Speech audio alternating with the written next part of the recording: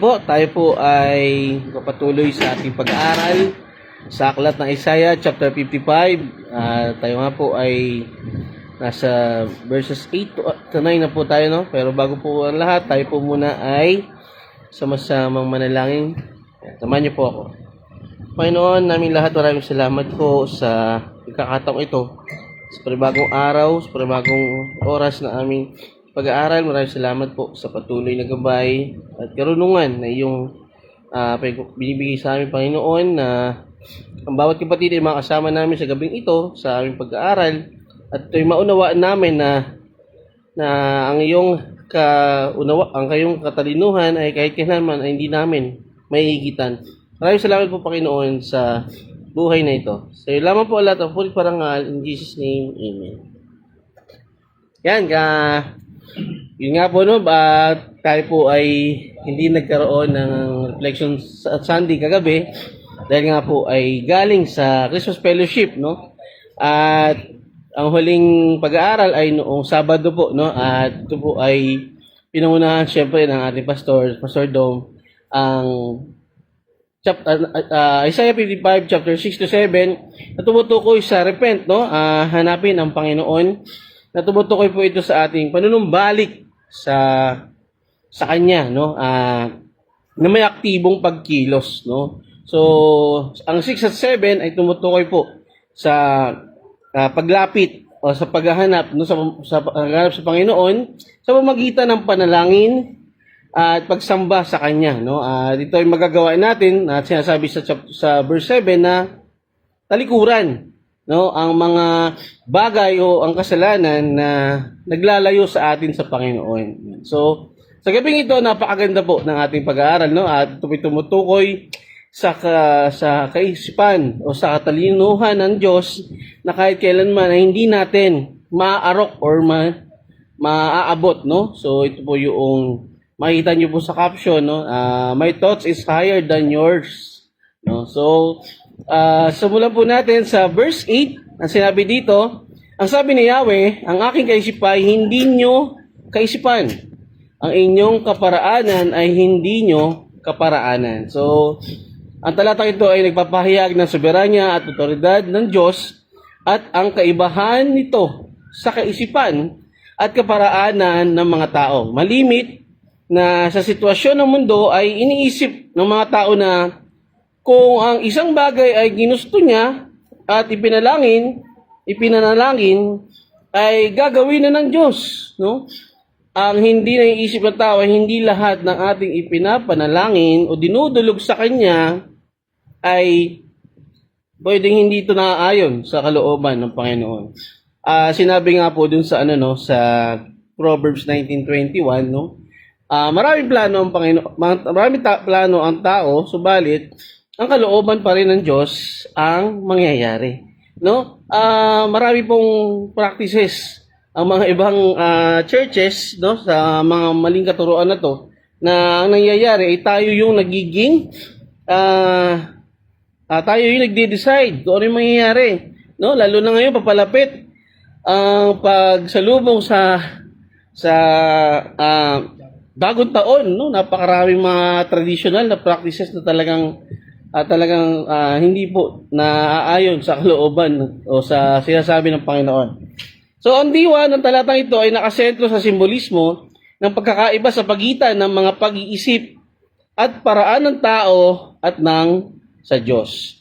Sa unang Juan na chapter 5 verse 14, sinabi dito, may lakas loob tayong lumapit sa Kanya dahil alam nating ibibigay niya ang anumang hingin natin kung ito'y naayon sa Kanyang kalooban. So ang talatang ito naman ay nagbibigay diin sa napakalawak at walang katapusang pagkakaiba sa pagitan ng banal na karunungan o plano at limitadong pag-unawa ng tao na humihimok ng pagpapakumbaba at pagtitiwala dahil sa kanyang mga daan. Bagamat minsan hindi natin naunawaan, no? Pero ito yung talagang sabihin natin mahiwaga.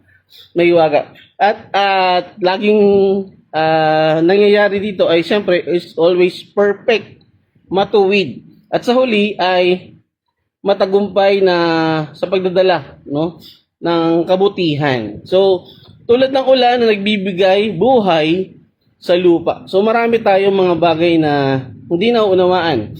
Madalas sa nangyayari sa buhay natin, sa paligid, sa mundo, sa kasalukuyang panahon. At madalas ay ito ay may mga katanungan ng bawat tao. Pero again, kahit kailan po, no, hindi natin maunawaan ang level ng kaisipan ng Diyos. No? Yan. So ito po ay nagpapakita ng kanyang mataas na otoridad at siyempre ang kanyang soberanya. So pinapaalala ng talatang ito na ang kaalaman at mga plano ng Diyos ay lampas o mas higit sa ating pangunawa, no? Ang karunungan ng Diyos ay higit na nakakahigit sa pangunawa natin o ng mga tao.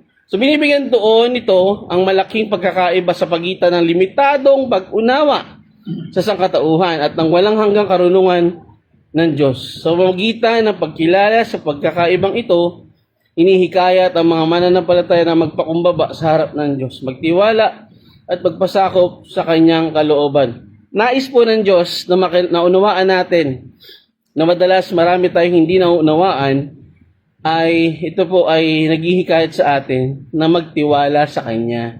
No? Higit na pagtitiwala at pagpapakumbaba na nagsasabi na kami, Panginoon, hindi namin kailanman maunawaan ang iyong kaisipan. Kaya nandito kami na nagtitiwala sa iyo. Samantala, no, marami pong iba na talagang iniisip nila na alam nila, no? Dahil anak ako ng Diyos, ito ang mangyayari, no? May mga ganun eh. Pero kahit kailan po, no, tayo po ay madalas na nililinlang o nidideceive ng kaaway sa parteng yun.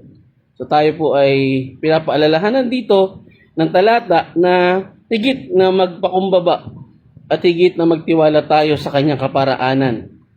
So binibigyan din ng talatang ito na ang Diyos ay hindi nakatali sa mga limitasyon ng lohika o pangangatwiran ng tao. Ang banal na soberanya ng Diyos ay isang paulit-ulit na tema sa buong Biblia at ang talatang ito ay nagsisilbing isang madamdaming paalaala ng kanyang otoridad at kataas-taasang kapangyarihan. So, isa sa mga kilala, no, na binibigyan din may kamalian dito yung pahayag ng Vox Populi Vox Day, no? Ito daw po yung ito po ay tumutukoy sa isang mantra, no, na the voice of the people is the voice of God, no? Example, no? Yung nag-decide ang mga taong bayan, ang mga tao na ang nag-decision nila ay si Barabas ang iligtas at si Jesus ang ipako sa krus. Alam naman po natin na ito po ay talagang kalooban ng Panginoon na mangyari ito, no? Pero hindi ibig sabihin dahil sinabi ng tao ay yun po yung mangyayari. No, hindi pa rin po, no, masigit pa rin po na ito po ay nakaangkla doon sa plano ng Diyos na ang Panginoon ang ipako. Again, hindi po kailanman magiging yung karunungan o kaisipan ng tao ay kaparehas na kaisipan ng Diyos. Hindi po. Ito po ay mas higit kaysa sa atin. At kaya madalas hindi natin ito nauunawaan. Yan. So mga pangunahing kahulugan na tema, walang hanggang karunungan. Kumpara mo sa mga limitasyon ng tao, ang pananaw ng Diyos ay walang hanggan. Everlasting, no? Forever at talaga namang limitless at banal. Yan. So habang ang mga tao ay ang mga pag-iisip natin madalas ay may hangganan, no? At itong mga ini kadalasan nagdadala sa atin sa kapahamakan, sa kasalanan at pagiging makasarili. Yan. So kawalang kaunawaan sa plano ng Diyos, madalas nating tinatanong, di ba? Bakit? Paano? Paano nangyari? Ngunit pinapaliwanag ng talatang ito na ang mga plano ng Diyos ay hindi laging may katuturan sa ating mga isipan sa lupa. Malimit ay hindi natin nauunawaan ang mga ito, subalit ang mga ito ay may layunin. Palagi pong ito ay mayroong layunin, no? May iba tayong naunawaan pero hindi lahat. Kasi talagang makikita natin na sa dulo nito laging meron laging purpose ang Panginoon kung bakit nangyayari ang mga bagay sa atin. So panawagan din, no, paghihikayat, pag-aalok ng pagsisisi, at syempre pagtitiwala sa Kanya. Again, pagpapakumbaba, ito ay nagpapakita na mas nagtitiwala tayo sa way o sa mga proseso ng Panginoon, sa Kanyang kalooban, kaysa dun sa ating mga perspective or kaunawaan. So, ang pagkilala sa kakulangang ito ay isang panawagan na talikuran ng ating sariling mga maling pamamaraan. Ang daming mga pamamaraan ng tao na wala na sa sinasabi sa Biblia, no? Madalas tayo na yung gumagawa ng sarili nating pamamaraan, no? Lalo na yung mga mangyayari ngayon sa pagsalubong sa bagong taon, no? At talaga namang makikita natin na mga bagay na kinukuha sa mga sariling pananaw o yung mga swerte, no? Sabi ko nga diyan, okay maniwala sa malas. Okay maniwala sa swerte kasi malas 'yun. Ibig sabihin na wala po tayong ibang dapat na pagkatiwalaan. Wala tayong ibang dapat na asahan na mangyayari sa buhay natin, no? Kundi kung ano po yung plano ng Panginoon o kalooban niya. So again, ito po ay tulad ng nabanggit sa 6 and 7, nandun po yung aktibo nating panalangin at pagsamba sa Panginoon. So, ito rin ay nililinaw na may kasunod sa talata, no, sa yung kasunod na talata sa verse 9. Ginamit dito ang imahe ng kalangitan na mas mataas kaysa sa lupa. So again, tumutukoy ito sa God's thoughts are higher than ours, no? So yun po. Sa madaling salita, sinasabi ng Diyos, hindi mo maaaring isipin na katulad ko o gawin ang mga bagay na katulad ko dahil ang iyong isip at buhay ay napakaliit at may depekto kumpara sa isip ng Panginoon. Itigil na natin ang mga pagsisikap na maunawaan ang lahat ng ito, no? Again, limitado po ang pananaw natin. Sa halip ay mas magtiwala tayo sa Diyos, sa tunay na nagplano at nakakaalam ng lahat, no? Sa perpektong plano ng Diyos. Tayo minsan nauuna tayo, hindi natin idinudulog sa Panginoon, no? Nagde-decide agad tayo kung ano yung naisipan nating maganda, pero hindi natin alam na ito po ay mas magdadala sa atin sa mas mabigat na sitwasyon. Yan. Usually, ganyan po ang problema ng tao, no? Tayo ay nabubuhay na hindi na natin pinagkakatiwala sa Kanya ang lahat. Kailangan natin perfect na yung plano natin. Subalit ito po ay hindi, no? Kasi ang kalooban pa rin ng Diyos ang mangyayari. Yan. So, sa verse 9, ito po papatuloy, no, ng verse 8, kung paano ang langit ay mas mataas kaysa sa lupa, ang aking kaparaanan ay higit kaysa sa inyong kaparaanan, at ang aking kaisipan ay hindi maabot ng inyong kaisipan. So, halos parehas po ng tema, no, yung verse 8. Dito naman ay hinalintulad doon sa sa pwesto ng langit at lupa. Makita natin na nasa taas ang langit. Siyempre ang lupa ay mas mababa kaysa dito.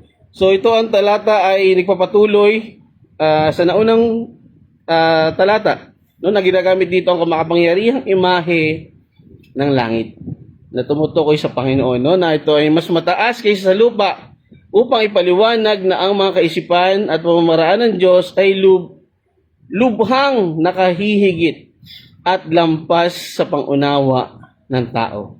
Ito ay nagbibigay diin sa kanyang walang hanggang karunungan, perpektong tiempo o siyempre yung perfect timing at mas dakilang layunin. Kahit na ang kanyang mga plano ay tila may waga sa pananaw natin o sa kaisipan natin na ito ay hindi natin maunawaan, subalit again, the sovereignty or the power of God is always in perfect, no?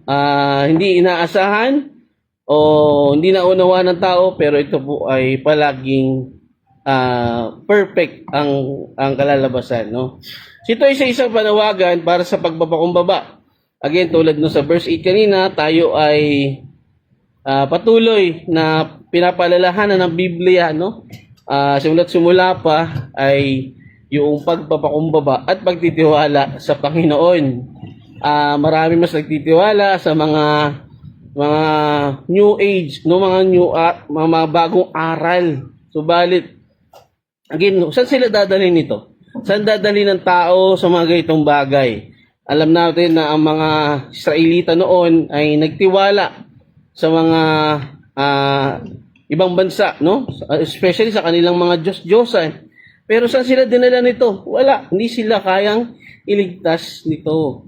Pero ang kalooban ng Panginoon ay natatanging perpekto, no? Yan. Ito isa-isa panawagan na tayo ay patuloy na magtiwala at ito rin po ay nagpapakita ng kanyang banal na estratehiya. Yan. So, pinapakita rin dito na ang estratehiya ng Diyos sa buhay, gawain o pananampalataya higit pa sa ating limitadong pananaw sa lupa. Napakalimitado po ng ating kaalaman. Akala natin perfect na yung ating plano. Yung pala ay walang-wala pa, no? Maraming quotation, no? Yung plano natin is minsan hindi ito yung nakakabuti sa atin, kundi ang plano pa rin ng Panginoon. So, ang talatang ito ay nagpapahayag ng walang kupas na mensahe tungkol sa hindi maintindihang kalikasan ng Diyos. Talagang hindi natin maintindihan, no? Minsan hindi natin talaga lubusang, bakit ganito? Ba't may mga ganong question? Kasi nga, higit yung kaisipan ng Diyos kaysa sa kaisipan natin. Sa kaparaanan niya, sa kaparaanan natin. So, ang kanyang karunungan kumpara sa pangunawa ng tao, kaya tayo ay hinahamon na kilalanin ang ating limitadong pananaw at magtiwala sa soberanya at karunungan ng Diyos. Kaya nga kaya ba't may mga question ng mga tao? Kasi hindi nila kilala ang kalikasan ng Diyos, no? Alam nila may Diyos, pero hindi nila alam ano yung attributes ng Panginoon, no? Ito yung isa sa pinaka natutunan ko, no, na ang Diyos kahit kailan ay hindi natin mapapantayan ang kanyang karunungan. Palaging lampas o higit.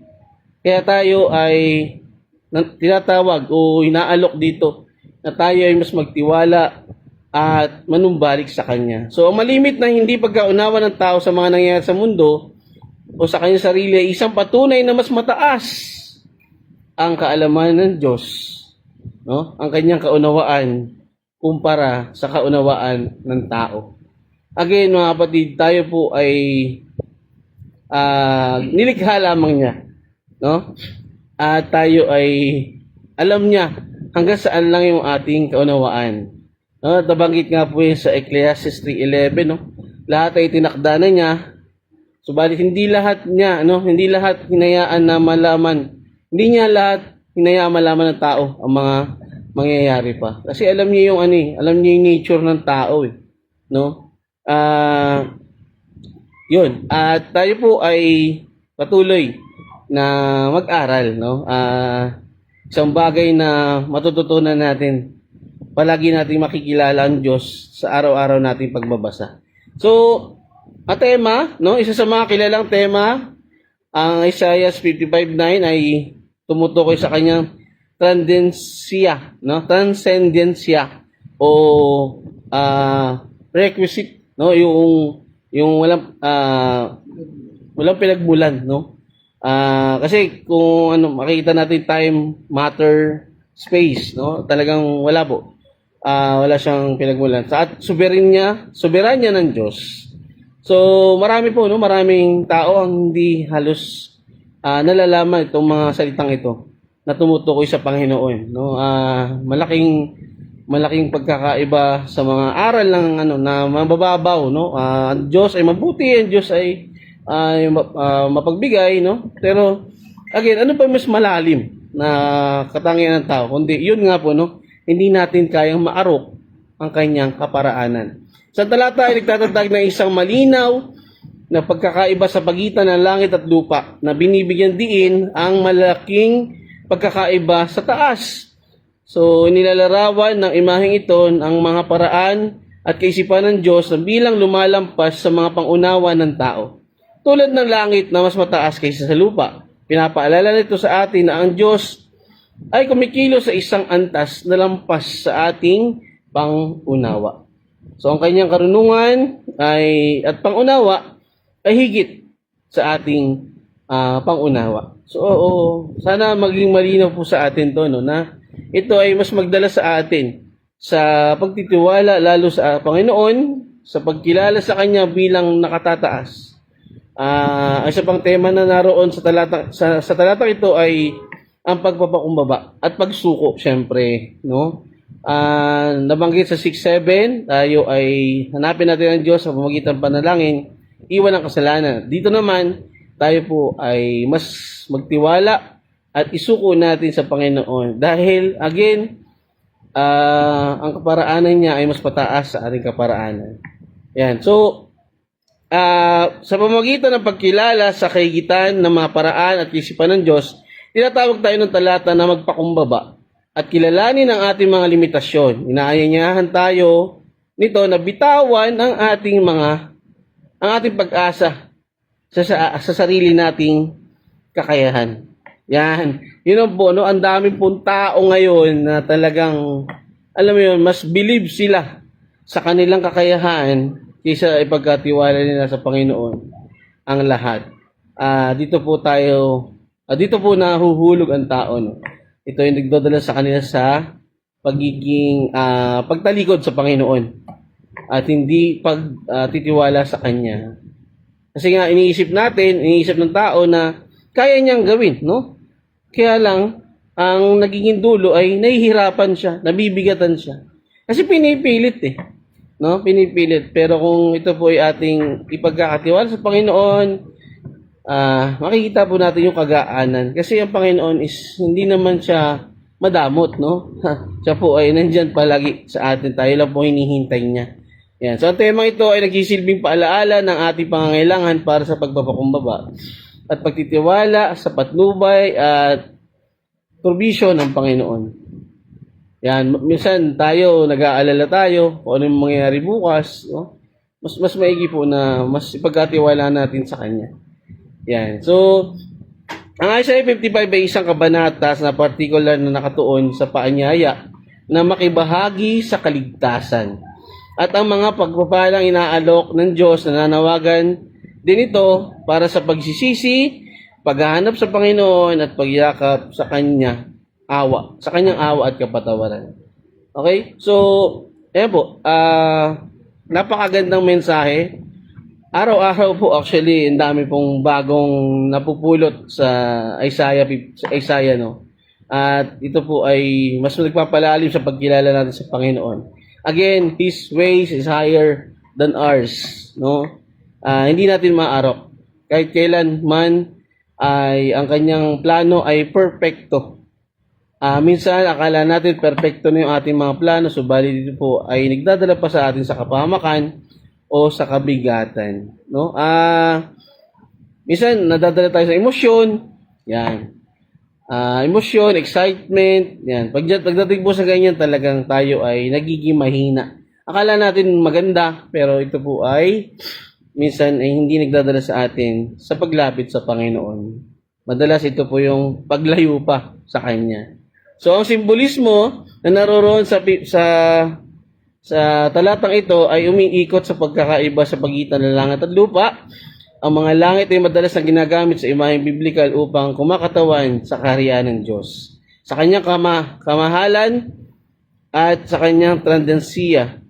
Sa talatang ito, ang malaking pagkakaiba sa taas sa pagitan ng langit at lupa ay nagpapahiwatig ng walang kapantay na katangian ng mga kaparaanan at kaisipan ng Diyos kumpara sa pangunawa ng tao. Nagsisilbi ito na visual na representasyon ng malawak na agwat no, na umiiral sa pagitan ng karunungan ng Diyos at ng limitadong kaalaman ng sangkatauhan. Yan, no? So, ang transcendence ay katangian ng Diyos na tumutukoy sa kanyang pagiging mapangyarihan sa lahat ng bagay. So, walang pinagmulang kapangyarihan at walang makakaarok. Unfathomable. No? Yan po yung message si Pastor Dom. Yan. Although kasama ko lang naman siya dito sa church, pero yan po, at makita nyo po, no, ano yung kabuuhang meaning ng transcendence. So, bukod pa rito, ang imahe ng mga langit ay mas mataas kaysa sa lupa. Ito ay sumisimbolo ng walang hanggang katangian, karunungan ng Diyos na nagbibigay diin sa kanyang kaparaanan na hindi limitado. No? Hindi limitado na tulad nung sa atin, no, na tayo po ay very limited lang. Kumbaga konti lang yung ating nalalaman. Samantala ang Panginoon, alam niya ang lahat, no? Kasi nga mula pa noon, sinet na niya lahat, naka-blueprint na lahat. Mangyayari na lang to. Yan. So, sa pangalahatan, ang talatang 55, verse 9 ay nag-aalok ng isang malalim na magpapakumbabang mensahe tungkol sa hindi maintindihan katangian at karunungan at pangunawa ng Diyos. Ito yung dapat na sabihin natin, bahala na ang Diyos. Pero, siyempre, nandun po tayo sa totoong paglapit, sa totoong titiwala, no?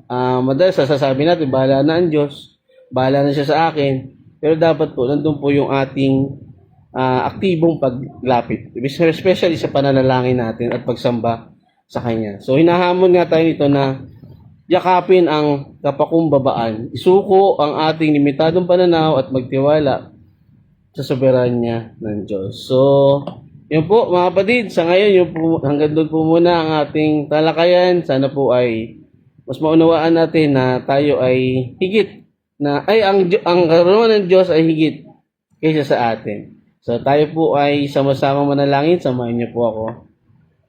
Panginoon, maraming salamat po sa gabing ito sa napakagandang mensahe mo na kahit kailanman ay hindi namin kayang maarok ang iyong kaisipan, ang iyong kaparaanan. Tanging sa iyo lamang, Panginoon, ang lahat ng kapurihan, karangalan. Lord, samahan niyo po kami sa araw-araw. Patuloy niyo kaming dalhin sa iyong presensya.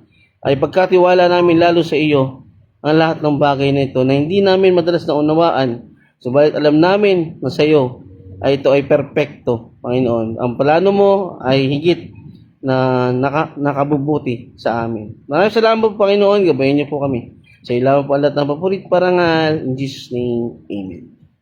Yan, maraming salamat po sa mga nag-join. Kuya Bobby, Kuya Bob, Sister Irene. Yan, sa mga ka-church, ka-fellowship ko dyan. Ayan, no? Kay Shell Velasquez. Brother, yan, J1, Ivler Villaluna, kapatid ko po sa Ukay. Kamusta na si Len? Yan. At syempre, si Pastor Dom. Nakasama ko dito.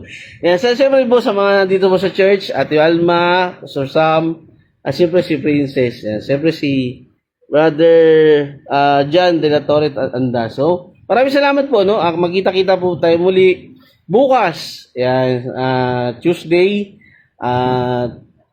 Makinalaman po natin kung sino ang magdi-discuss. So, yan po. Maraming salamat po. Always, tiwala po tayo sa Panginoon. Isuko natin ang ating buhay sa Kanya at tayo ay patuloy, aktibong manalangin at sumamba sa tunay na Diyos at hindi sa mga nasa paligid lamang. Maraming salamat po.